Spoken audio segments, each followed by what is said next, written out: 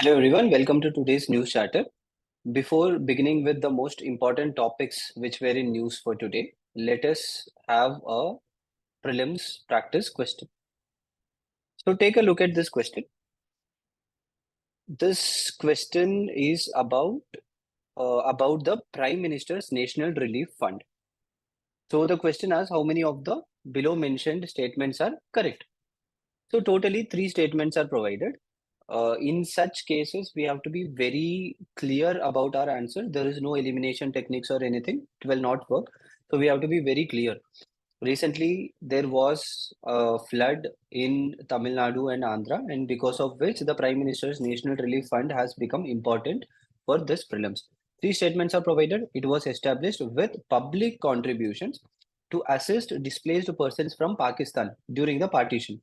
Yes, it is correct. It provides immediate relief to families of those killed in natural calamities. It is a very simple statement. Everyone will know that this statement is correct. Third one, it also provides assistance for medical treatment like heart surgeries. So this is something very few people know. Only if you have read about it, you will know. So this is also correct. If the Prime Minister wants, he can provide assistance from the PM National Relief Fund for heart surgeries or some typical health conditions, etc. also. So this is also a correct option. So all three are correct. Pre-movement regime. So in today's news, the free movement regime of India and Myanmar was discussed. So recently, what happened is the Indian government has decided that it will do away with the free movement regime which is going on between India and Myanmar. So at present, people who are living in the bordering states of Myanmar, which comes around 12, which comes around 16 kilometer on either side of Indo-Myanmar border, can go to the other country without any visa. So generally what happens is whenever you are going from one country to another country, you will require a visa to show that this is for this particular purpose I am going. But according to the free movement regime, which is there at present between India and Myanmar, the tribal people who are living in the bordering states such as Arunachal Pradesh, Nagaland, Manipur, Mizoram, they can travel into Myanmar, and people from Myanmar can travel into India without any visa. So this particular setting has been approved because of India's Act East policy, and this came into being in 2018. But at present, India is trying to do away with the free movement regime because of insurgency, because of illegal immigration from Myanmar. If you know, Myanmar at present is under a lot of conflict. Too much of violence is happening. So in such cases, people will try to get into the Indian borders, especially as illegal immigrants. So this creates a lot of internal security issue to India, and this is the reason India want to stop the free movement regime. So Myanmar has been regularly in news. For 2024 examination, you need to know the entire map of Myanmar. What are the bordering countries of Myanmar? China, India. Here you have Thailand. So all these countries you should be knowing about. And which states of India have border with Myanmar? Arunachal Pradesh, Nagaland, Manipur, and Mizoram. And what what are the important cities of Myanmar which were in news in the recent times. So regularly you have to read about it in a very wide way. So this is the first topic. The second one, nuclear suppliers group. India has been trying to be a partner, a member of the nuclear suppliers group from a very long time. So we need to know a little bit about the nuclear suppliers group also. So what exactly is this nuclear suppliers group? Nuclear suppliers group includes around 48 nuclear suppliers country. So all the major countries are already members of nuclear suppliers group. Is India a member of nuclear suppliers group? No, it is not. India has been trying to be a member of the nuclear suppliers group from 2016. But because of China's objection, we are not able to become a member until now. One of the major reason is the energy takes any decision based on consensus. So that means all the 48 members of the group should approve, and only then they will decide about anything. Now, because China is against our enrollment into the group, we are not able to get in. So, why this nuclear suppliers group was formed? So, during the Second World War, countries wanted to develop atom bombs, that is nuclear weapons. So, after the Second World War, by 1945, United States of America dropped the nuclear weapons on Hiroshima and Nagasaki, and after that, USSR started to develop the nuclear weapons, and later other countries also started to develop.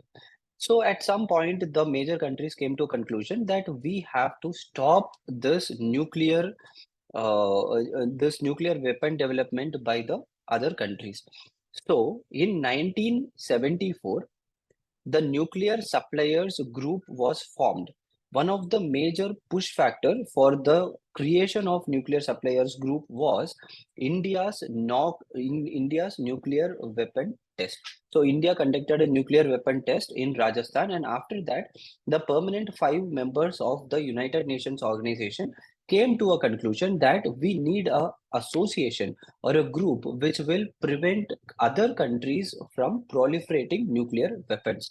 So they started the nuclear suppliers group, and from that time, India has been kept out of the nuclear suppliers group.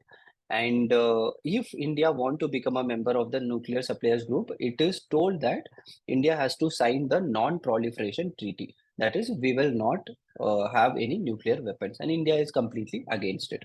So all those details are more important from mains examination point of view. From prelims point of view, you need to know nuclear suppliers group has 48 member countries. One thing, the aim of nuclear suppliers group is nuclear trade should be done only for peaceful purposes and not for manufacturing of weapons. When was it formed? 1974. This particular year is also very important.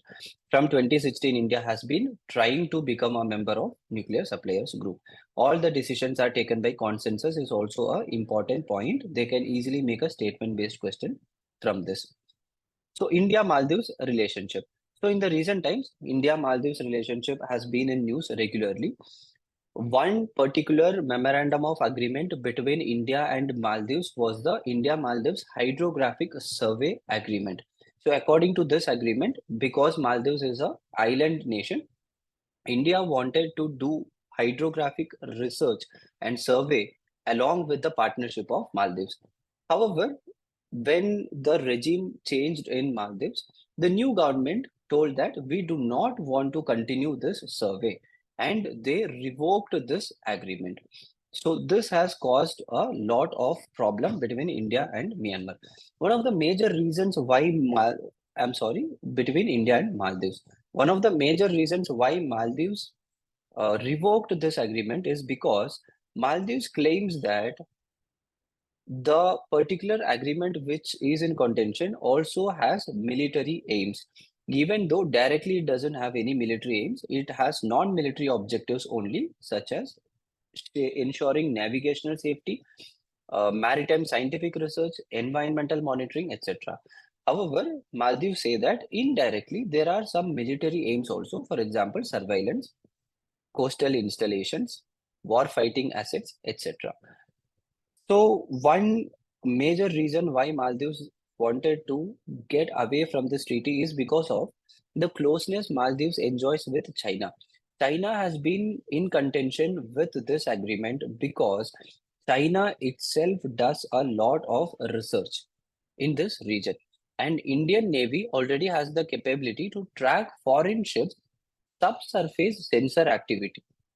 So when Indian Navy has already have this capability, and when Indian Navy is working around the waters of Maldives, it becomes a problem for China. And it is told that it is because of the push of China, this agreement has come to a conclusion.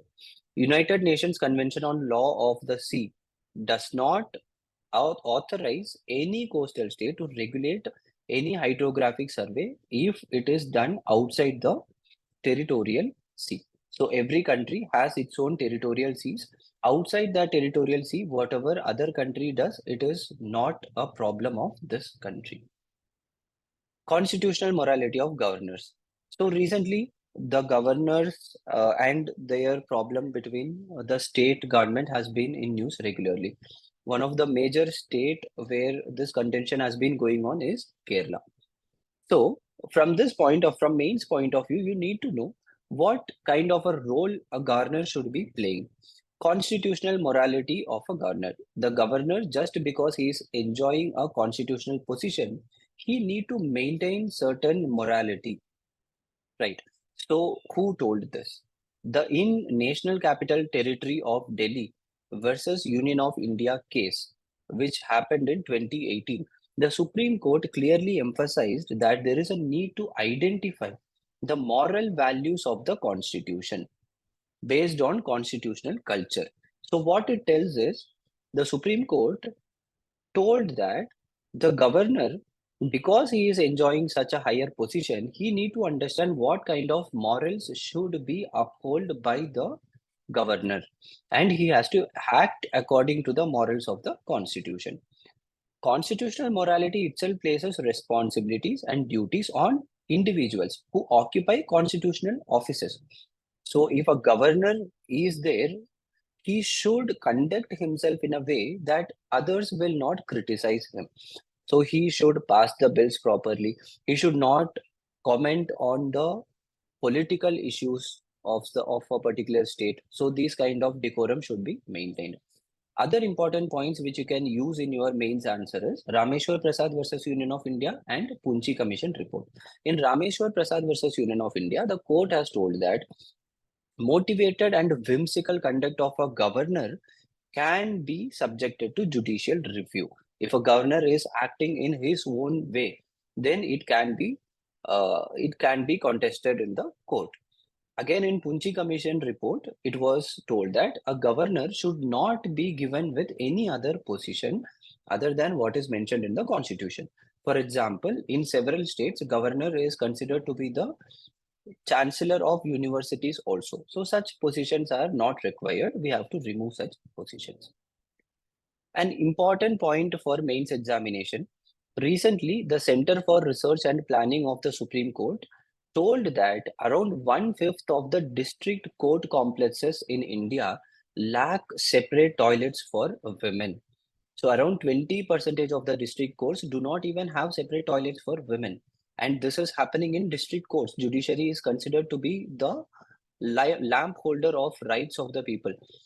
So this is completely against the right of equality, dignity, right to menstrual health and sanitation. So whenever you are getting a question on women empowerment, gender justice, etc., you can easily use this point in your answer. Mains question of the day. Explain the Act East policy of India. Act East policy is one of the major policies for international relations. You need to know about it.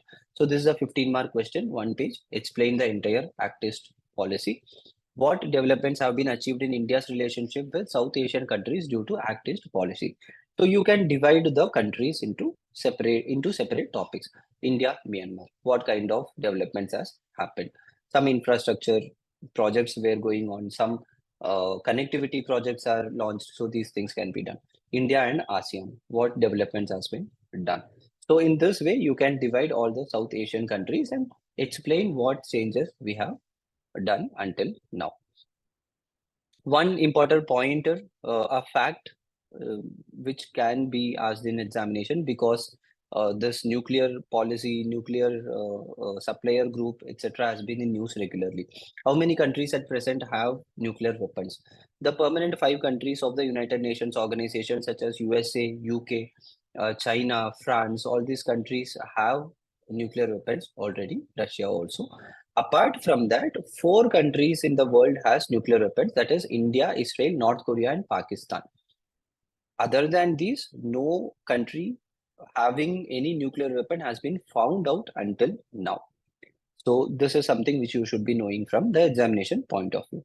That would be all for today. Study well. Let's meet tomorrow.